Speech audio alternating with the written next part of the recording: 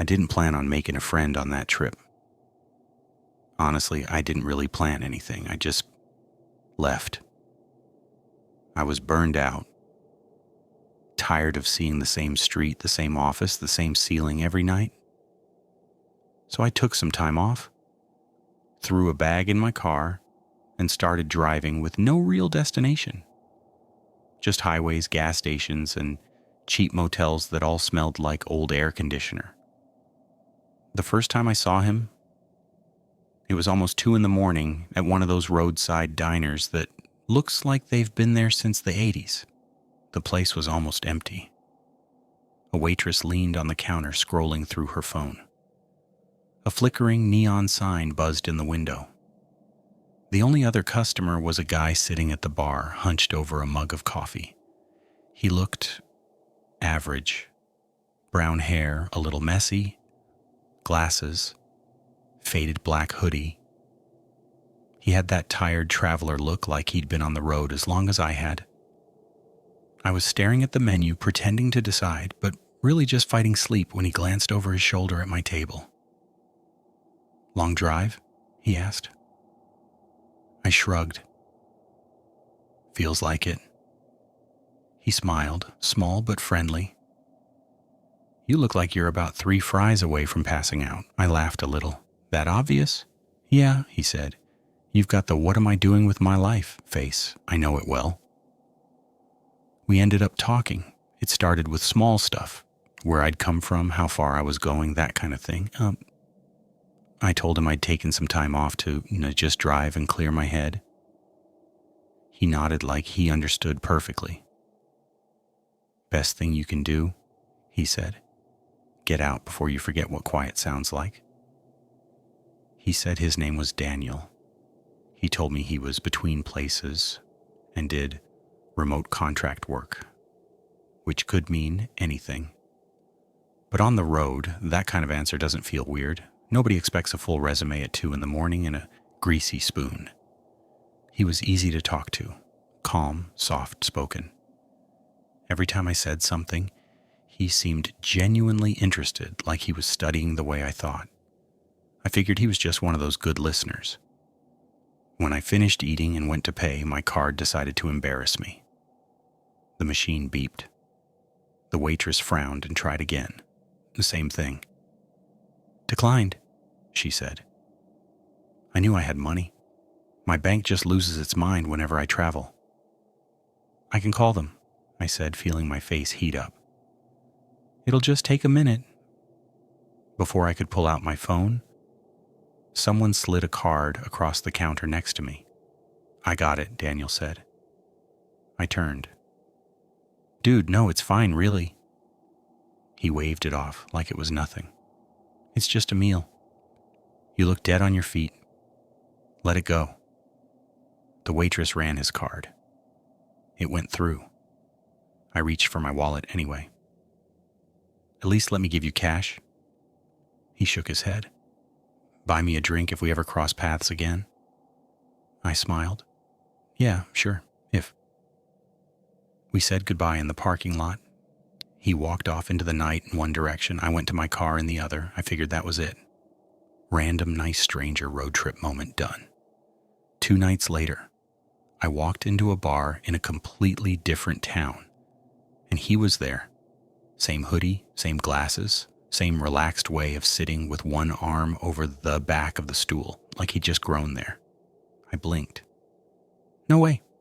Daniel?" He turned, surprised for a second, then grinned. "Hey, guess you owe me that drink?" We both laughed. It was weird, sure, but in a kind of cool way. When you're traveling like that, running into the same person twice makes the world feel smaller, less empty. We drank. We talked. This time, the conversation went deeper. He told me about other people he'd met on the road, little details he'd noticed about them. "Most people think they're complicated," he said at one point, staring into his drink, "but they're not. You watch long enough and you start to see the loops. Same fears, same habits, same excuses. They just repeat." I joked, "You sound like a therapist." He smirked. Something like that. He was intense sometimes, but I just thought he was one of those smart, overthinking types who spends too long in his own head. It didn't feel dangerous, it felt thoughtful. We swapped numbers that night. After that, he'd text me every now and then. Don't stay at the motel off exit 12, trust me. Blue Sign Diner in Crestwood, pancakes are insane. You still alive, or did your car finally give up? It was like having a guide who was always a few miles ahead. One day I made the mistake of picking up a hitchhiker, skinny guy, backpack, anxious eyes. I know. Bad idea. But he looked exhausted and harmless, and it was the middle of the day. I drove him a couple of towns over and dropped him off at a truck stop. He thanked me about 5 times before he got out. That night, I mentioned it to Daniel over text. Just casually, like a story. Dude, he replied, you shouldn't pick up strangers. I wrote back, says the guy who paid for my food at 2 a.m. and then magically appeared 2 days later. He answered, difference is, I know what I'm doing. I stared at that message for a second, then laughed to myself and let it go. I thought he meant he was careful, or street smart. Something like that. Weeks went by, different towns, different beds, different gas station bathrooms. Somewhere in the middle of all that, my trip started winding down. I was thinking of heading home when Daniel texted me again. You ever passing through Grey Ridge? I checked my map. I was actually not that far from it. Why?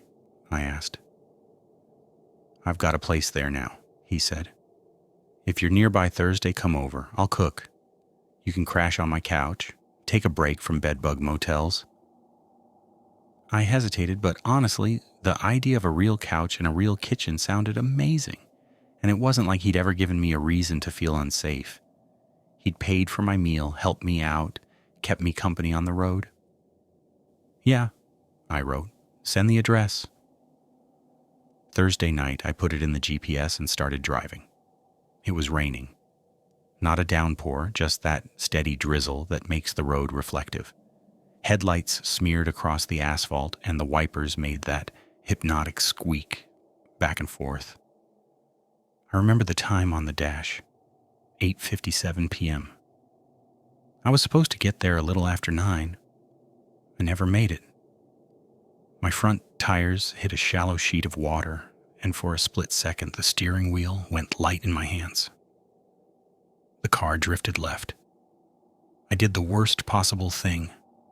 I tapped the brakes. The car slid sideways and bumped the guardrail hard. It wasn't a violent crash, more like a metal punch to the side. The whole frame shuddered. I sat there, heart pounding, fingers locked around the wheel. My phone lit up in the cup holder. Daniel, you close? I exhaled slowly and typed. Just crashed my car. I'm okay, I think, but I'm not going to make it tonight. Gotta call insurance, tow truck, the whole thing. The typing dots appeared, disappeared, appeared again. Daniel, you sure you're okay? Me, yeah. Just car damage, no hospital. Pause. Daniel, it's really bad luck. Let me know if you need anything. The rest of that night was exactly as boring as you'd expect. Tow truck, paperwork, waiting around under buzzing fluorescent lights, while some tired guy with a clipboard handed me forms I didn't understand. I finally crashed at a motel, woke up sore, but fine, and the day after that, I went home. The trip was over. Just like that. Back home, things slid back into their old patterns. Work, groceries, my own bed. Real life again.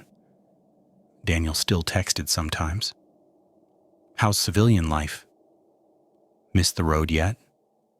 Next time you run away, give me a heads up. I answered here and there, but the messages got more spaced out as I settled in. One afternoon, a few weeks later, I went to the car insurance office to sign some follow-up documents about the accident. The building was this beige box with fluorescent lights, and those hard plastic chairs that make everything feel temporary. After signing a stack of papers, I wandered over to the coffee machine in the waiting area. Next to it was one of those bulletin boards covered in business cards, faded flyers, and a couple of missing person posters. I wasn't really looking for anything. My eyes just drifted over the papers: dog walking, piano lessons, lost cat, missing, and then my brain slammed on the brakes. I knew that face. Skinny guy, backpack, nervous eyes. The hitchhiker. The flyer said missing in big black letters. Last seen at a truck stop off the highway. I stared at it. The date on the bottom was from around the time of my trip. My chest felt tight for a second, like the air in the room had thickened. I told myself it was a coincidence.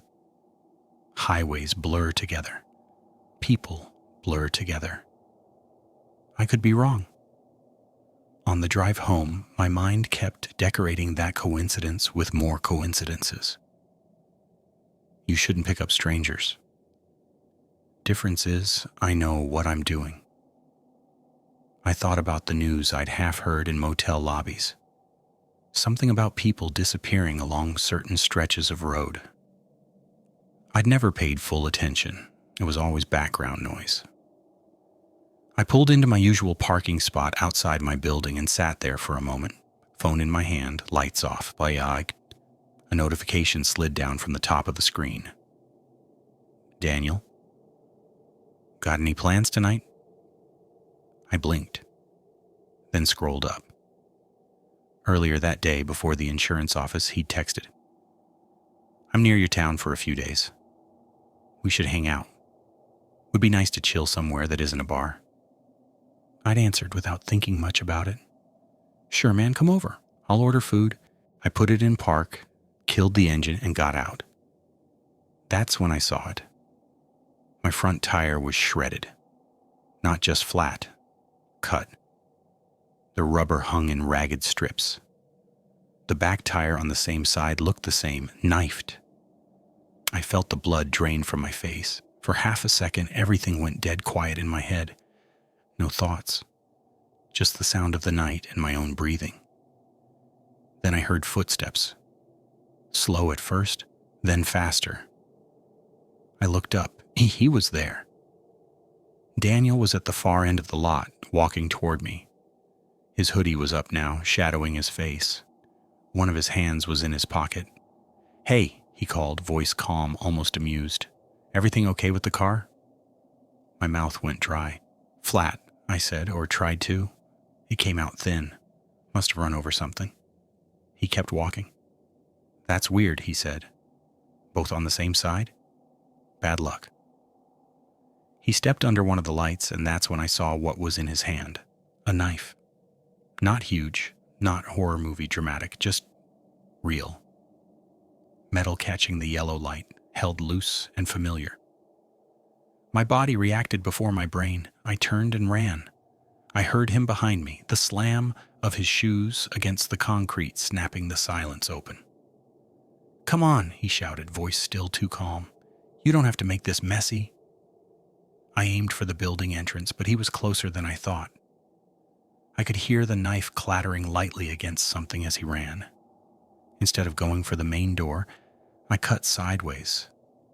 At the last second, toward the ramp that led down into the lower garage. I didn't have a plan. I just knew I needed to break his line of sight, make him guess. My feet slapped against the ramp. The air down there felt colder, heavier. Shadows pooled in the corners. I ducked between two parked cars and crouched, trying to slow my breathing. His footsteps reached the top of the ramp, then stopped. Seriously. His voice floated down, calm, almost amused. Hide and seek? You know I'm better at this than you. He started down the ramp slowly, not running now, just walking, letting the sound of his steps bounce off the concrete. I clamped a hand over my mouth. My phone was still in my pocket. I slid it out, fingers trembling, and hit 911, turning the volume all the way down. The operator answered in a soft, clear voice. I didn't dare talk. "Hello? 911, what's your emergency?" I whispered, barely audible. "There's a man with a knife chasing me in my building's parking garage. He cut my tires. He's looking for me." "Can you stay on the line?" she asked. "Where are you exactly?" I gave her the address as quietly as I could, watching Daniel's feet pass the front row of cars. He was closer now. He stopped again. The knife tapped lightly on a hood. "You still there?" he called. "You're not really good at this. You breathe loud, you know that?" My lungs tried to lock up. I pressed myself deeper into the space between the car and the concrete column. "Officers are on their way," the operator said softly in my ear. "To stay hidden if you can. If it's safe to move toward an exit, do it slowly." I looked past the bumper. "Duis?" There was a side door across the row, maybe 20 feet away. Red exit sign above it. If I got there, I could get into the stairwell and maybe find another apartment. Bang until someone opened. But between me and that door was open space, and Daniel was turning. I could see his shoes now, scanning the gaps between cars. "Tell you what," he said, voice still steady. "If you come out on your own, I won't make it hurt." That sentence peeled something cold open in my chest. A car somewhere above us started, muffled. A door closed.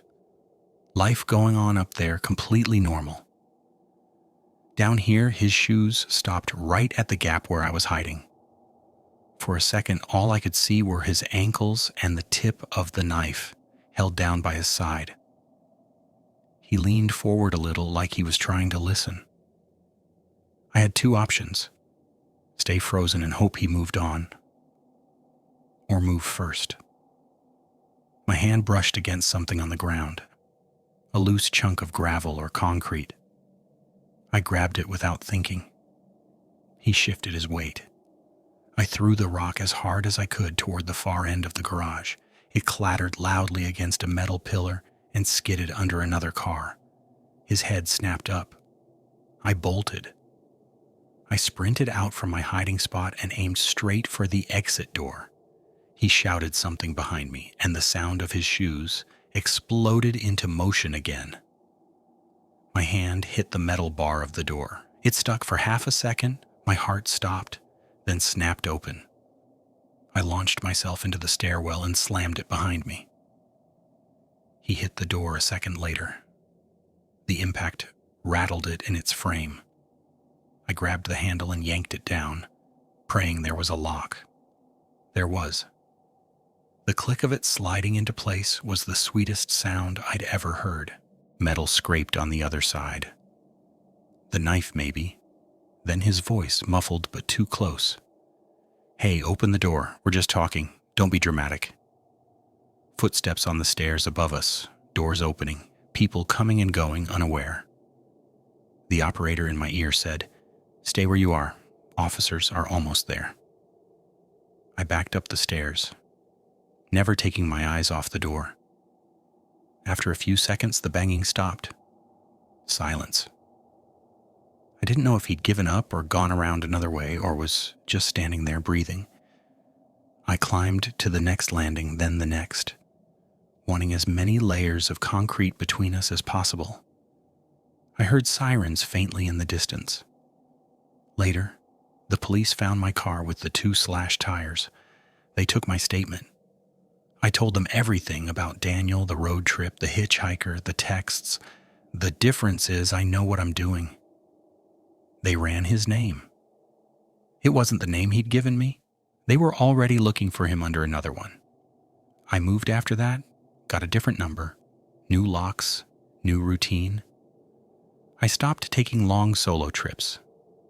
I stopped assuming the people who listen well are harmless. Sometimes I lie in bed and replay it from the beginning. The diner at 2 a.m., the card he used to pay for my food, the jokes in the bar, the way he remembered what I ordered, the coincidence of the crash, the missing poster on the bulletin board, the unlocked door, the sound of my car not moving, the knife catching the light. He never looked like a monster. He paid my bill, told good stories, and showed up when the world felt empty. The signs were there the whole time. I just didn't know how to read them. Not until I saw my tires hanging in shreds and the man I thought was my friend running toward me, smiling with a knife in his hand,